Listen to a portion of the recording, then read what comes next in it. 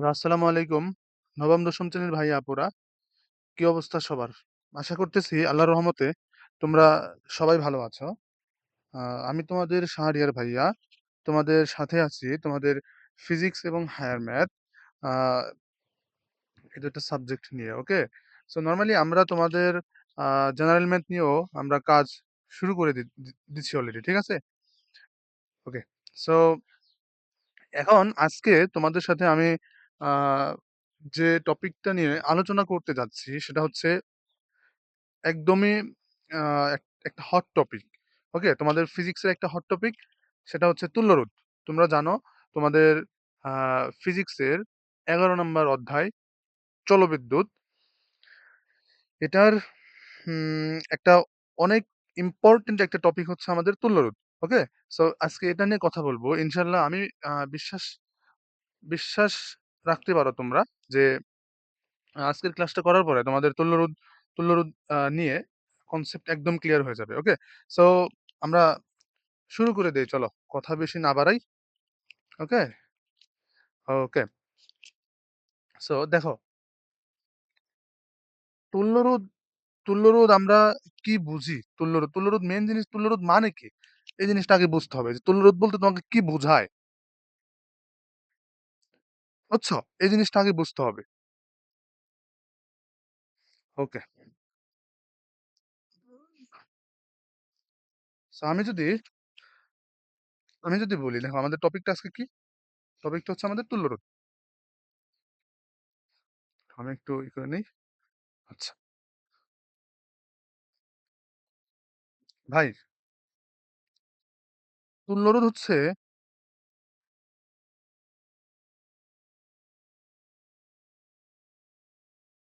তুল্যরোধ। ঠিক আছে? আচ্ছা।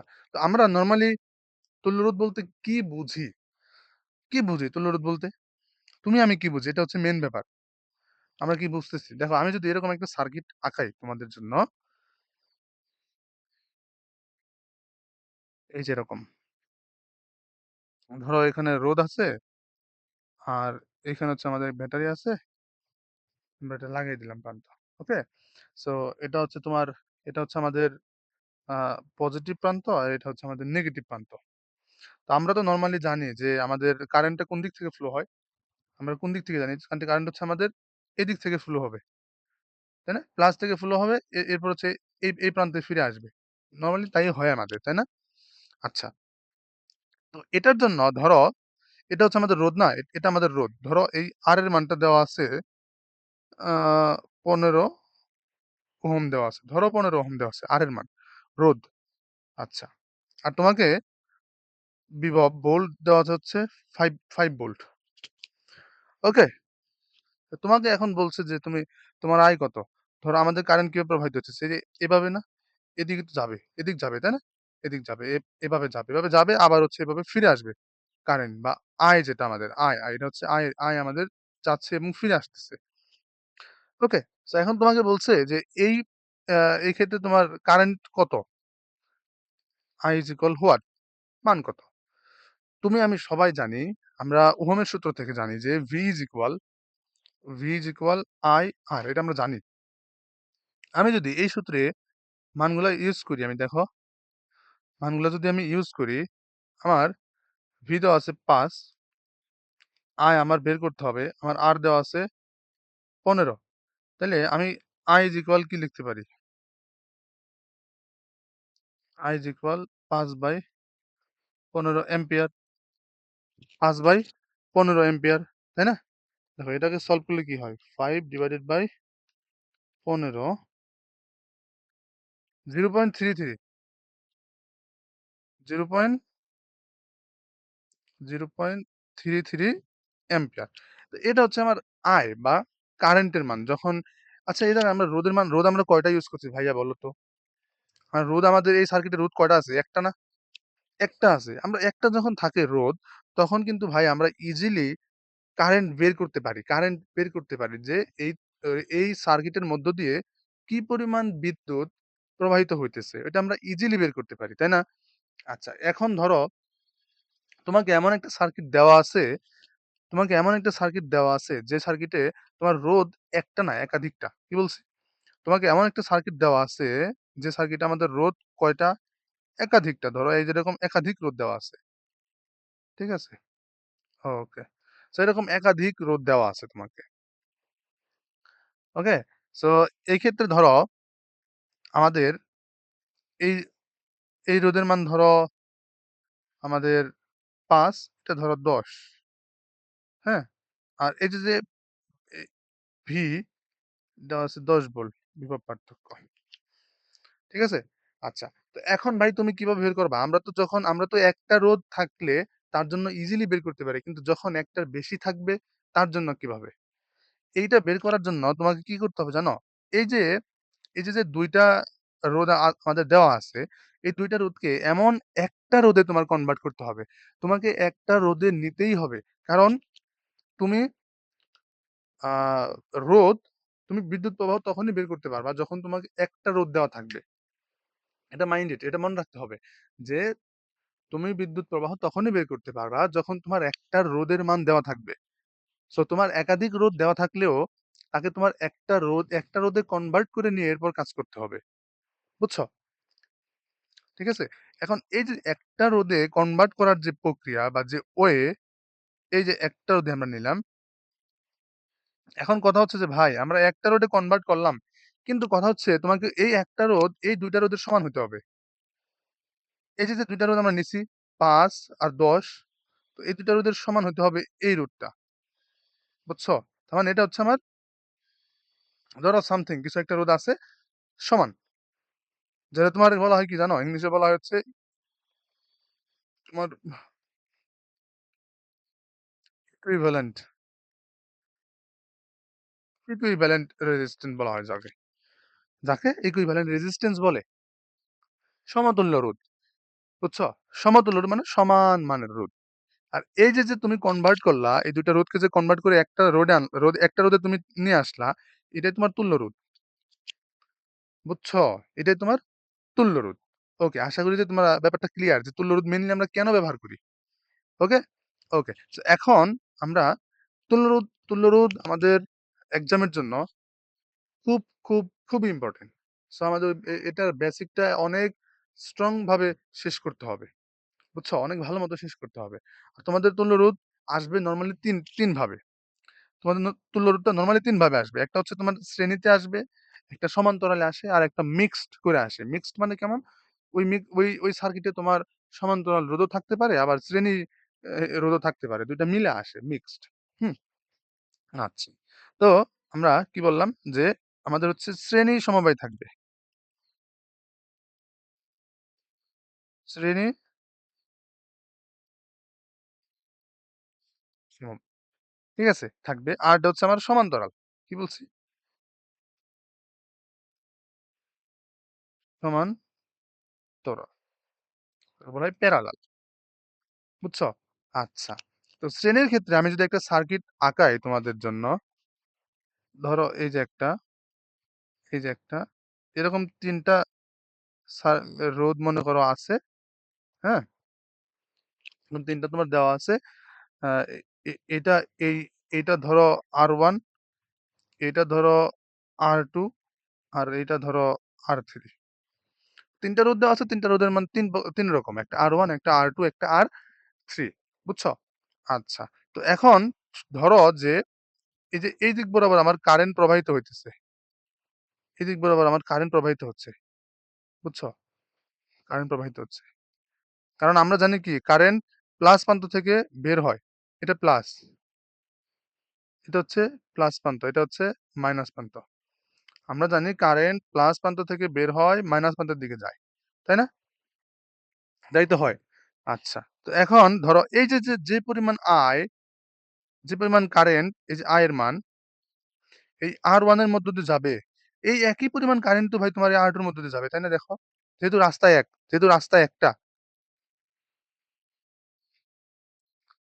যেহেতু রাস্তা একটা, তো তুমি ওরে যে পরিমাণ খাবার দিবা, তুমি নতুন একটা জায়গায় গেছো, ওরে তুমি যে পরিমাণ খাবার দিবা, রাস্তা একটা। তো ওর পরে যে আছে, ঠিক আছে? তো ওরেও তো একই পরিমাণ খাবারই দেওয়া লাগবে। তা নাহলে তো ও তোমারে দিবে না যাইতে। তাই না?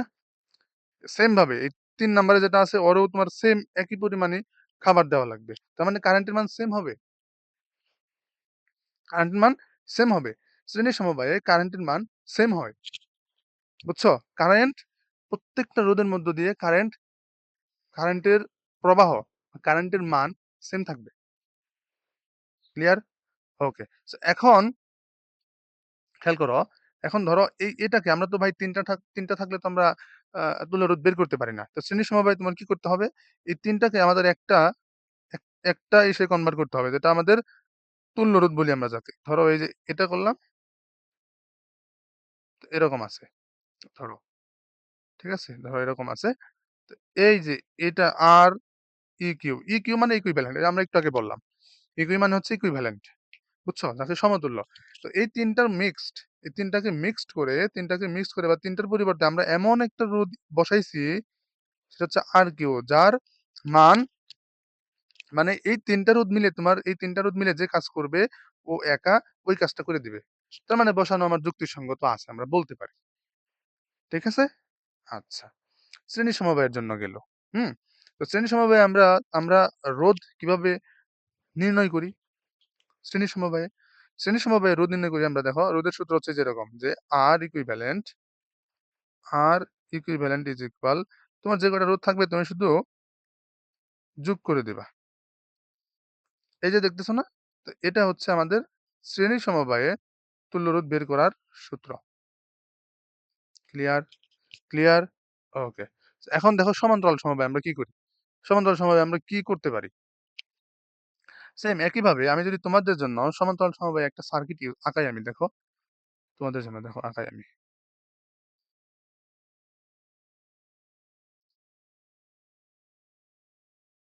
একটা,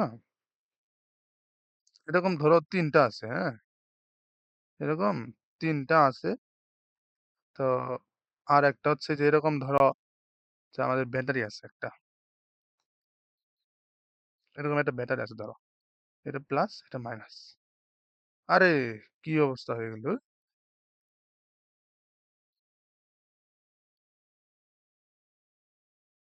দেখো এই যে এটা হচ্ছে প্লাস প্রান্ত আর এটা হচ্ছে মাইনাস প্রান্ত। এর জন্য ছোট করে দিলাম। বুঝছো? তো একইভাবে এটা হচ্ছে আমার R1, একইভাবে এটা হচ্ছে আমার R1, এটা হচ্ছে আমার R2, এটা হচ্ছে আমার R3। বুঝছো? আচ্ছা। ৩ টা রোধ দেওয়া আছে। তো আমরা তো নরমালি জানি ভাই যে এটা হচ্ছে আমার প্লাস প্রান্ত, এটা হচ্ছে আমার মাইনাস। তো আমরা জানি যে প্লাস প্রান্ত থেকে কারেন্টটা বের হবে। প্লাস প্রান্ত থেকে কারেন্টটা বের হয়। আর মাইনাস প্রান্তে এসে কারেন্ট এভাবে কি মাইনাস প্রান্তে এভাবে কারেন্ট ঢুকে। তাই না? আচ্ছা দেখো এখন ভাই I পরিমাণ কারেন্ট তো বের হবে, ঠিক আছে। কিন্তু যখন I এই পয়েন্টে আসবে, যখন I টা আমার এই পয়েন্টে চলে আসবে, I টা যখন এই পয়েন্টে চলে আসবে, ঠিক আছে? তখন তো I পড়ে যাবে ঝামেলায়। রাস্তা ৩ টা। তো কোন দিক দিয়ে যাবে ও? কিন্তু শর্ত হচ্ছে ওর ৩ দিক দিয়ে যাওয়া লাগবে। ঠিক আছে? ৩ দিক দিয়ে যাওয়া লাগবে। রাস্তা ৩ টা।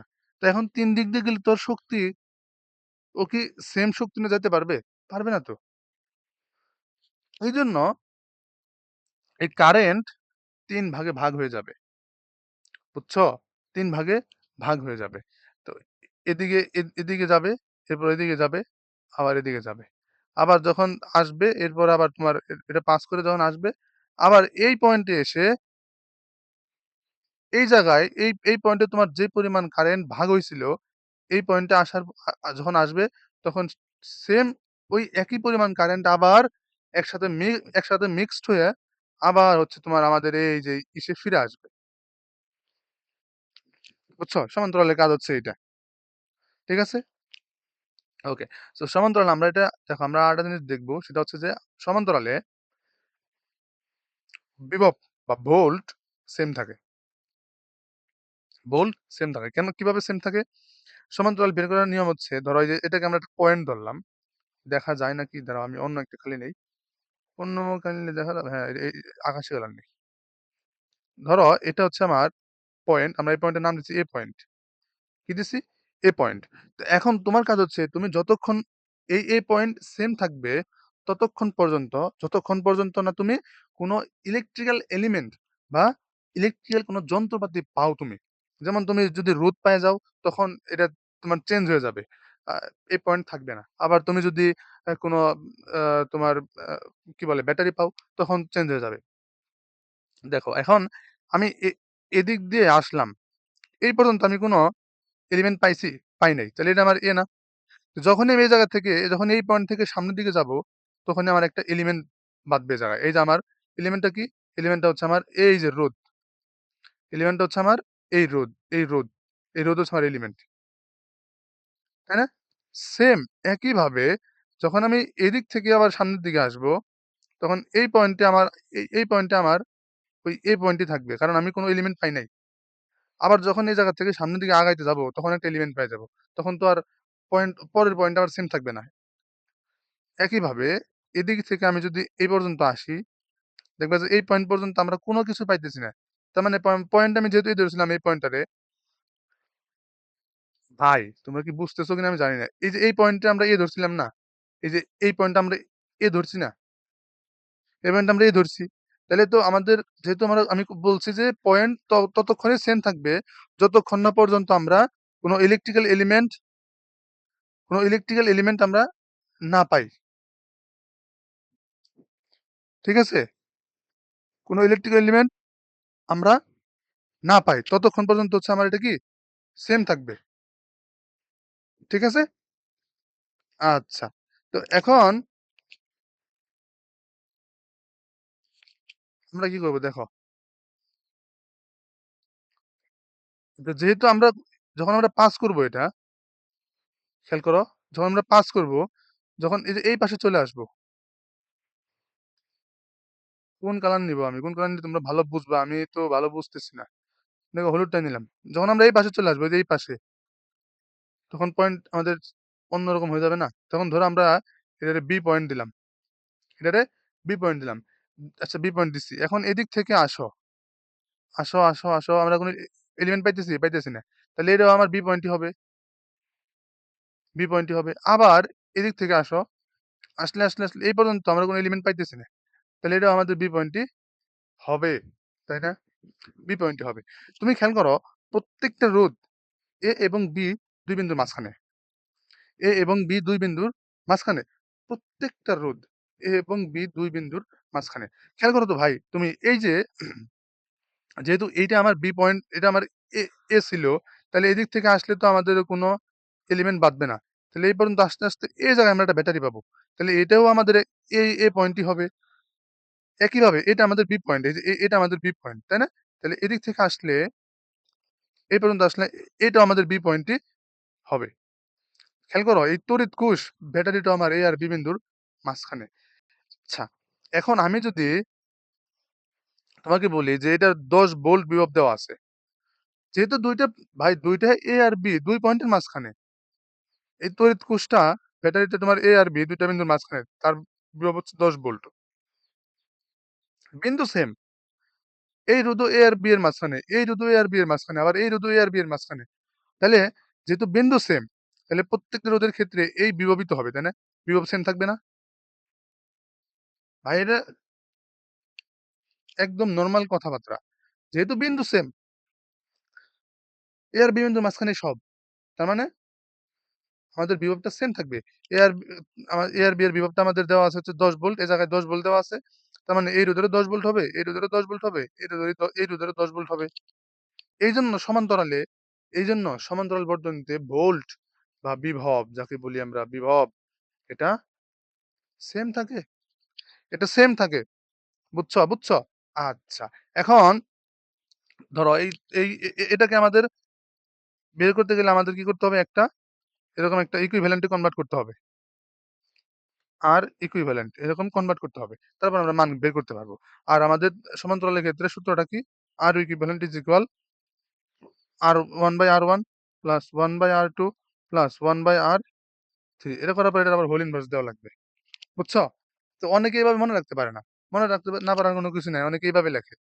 তো তোমার ইচ্ছা। তুমি ইচ্ছা হলে লিখতে পারবা যে 1/R eq is equal 1/R1 plus 1/R2 plus 1/R3 এভাবে লেখা লাগে। একই জিনিস, একই জিনিস। কেউ একটু মেকআপ করে দেয়, কেউ একটু মেকআপ করে দেয়, কেউ একটু মেকআপ ছাড়া লেখে। কিন্তু ২ টাই সঠিক। বুঝছো? কিন্তু ২ টাই সঠিক।